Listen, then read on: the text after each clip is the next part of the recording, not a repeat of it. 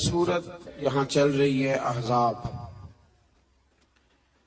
तो 22वें पारे के बिल्कुल शुरू में अल्लाह तबारक व तआला ने अज़वाजे मुतहरात से खिताब किया है और सारी उम्मत की ख़वातीन को समझाया है।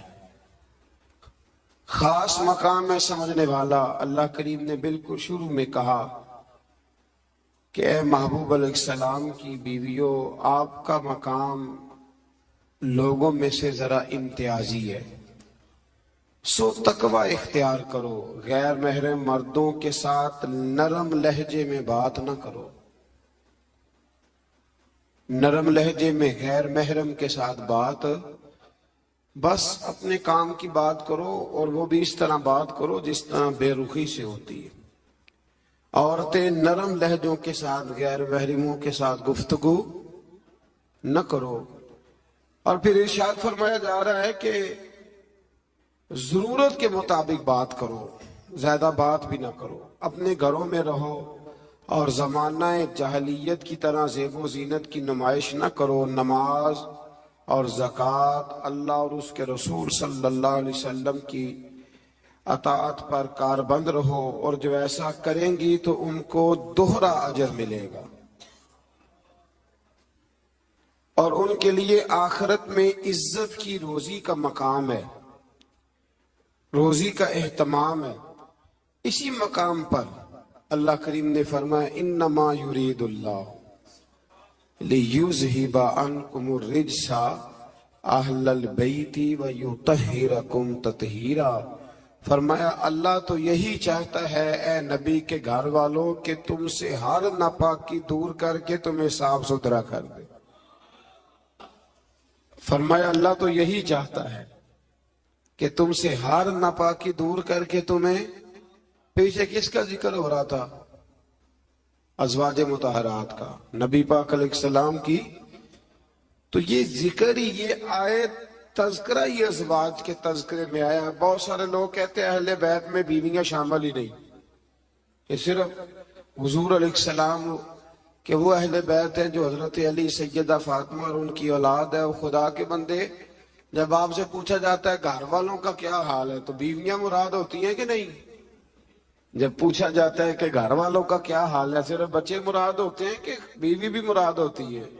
तो ये अजीब फलसफा है कि यहाँ लोग क्या करते हैं, कहते हैं सिर्फ अहले बैत से हुजूर सल्लल्लाहु अलैहि वसल्लम के औलाद मुराद है, बीवियां मुराद नहीं। तो ये सिरे से बात ही दुरुस्त नहीं है। जब अहले बैत की बात होगी तो हुजूर की सारी अज़वाज अहले बैत में शामिल, ये समझ ले बात। चूंकि यहाँ तज़किरा ही अज़वाजे मुतहरात का चला आ रहा है। फिर इससे आगे आयत नंबर 35 में मोमिन मर्दों और औरतों की इकट्ठी सिफात का बयान है। अल्लाह तबारक व तआला ने फरमाया कि मोमिन मर्द इताअत शियार होते हैं, सदाकत शियार होते हैं, सब्र और रज़ा का पैकर होते हैं। उनके दिल अल्लाह के हुजूर इज्ज और तवाज़ु के खूगर होते हैं। वो सदकात देने वाले होते हैं, रोजेदार होते हैं, अपनी हया और इज्जत की हिफाजत करने वाले होते हैं, और अल्लाह का कसरत से जिक्र करने वाले होते हैं। और उनके लिए अल्लाह ने बख्शीश और अजरे अजीम की नेमतें तैयार की हुई। फिर आयत नंबर 36 में फरमाया, ना किसी मोमिन मर्द और ना किसी मोमिन औरत के लिए ये जायज है कि जब अल्लाह और उसका रसूल को फैसला फरमा दे तो इनके लिए अपने इस काम में कोई इख्तियार रह जाए। इस आयत की थोड़ी तफसीर जरूरी है, इसकी थोड़ी तफसीर कर देता हूं। हुआ ये था कि नबी करीम अलैहिस्सलातु वस्सलाम ने अपने एक गुलाम के साथ अपनी एक अजीजा जो हुजूर की रिश्तेदार बनती थी, हजरत ज़ैनब बिन्त जहश, उनका निकाह करना चाहा, पैगाम निकाह भेजा। उन्होंने कहा जी हम कुरैशी खानदान से हैं और ये गुलाम है, तो इसको कैसे रिश्ता दे दे। हालांकि हुजूर ने पैगाम भेजा था, इतने बड़े हम हो के तो एक गुलाम को रिश्ता दे दे। तो अल्लाह ने हुक्म दे दिया, फरमाया जब रब रसूल हुक्म दे तो तुम्हें इख्तियार ही कोई नहीं। اور جب یہ آیت نازل ہوئی تو وہ حضرت زینب بنت جہش کے گھر والے خود حاضر ہوئے، عرض کی حضور جہاں آپ کا دل کرتا ہے آپ بچی کا رشتہ فرما دیں، ہم اللہ رسول کے حکم کے آگے بات نہیں کر سکتے۔